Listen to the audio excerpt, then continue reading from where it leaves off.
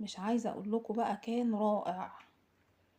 واحلى حاجة انك تعملي الحاجة، انك تعملي يعني اكلك في البيت وبالظبط بالظبط زي المحلات واحسن كمان، وبشوية كده مكونات كلها مكونات طبيعية جدا، مفيش فيها اي حاجة صناعي، لا لون ولا نشا ولا اي حاجة من دي خالص.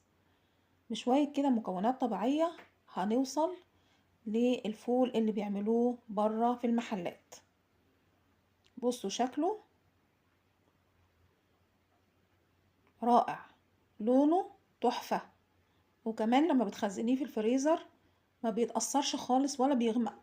يعني دايما لما بنجيب الفول من بره وتحطيه في الفريزر بتطلعيه غامق، ده ما بيغمقش ابدا. تعالى اقول لكم بقى على السر اللي انا عملت بيه الفول التحفة ده.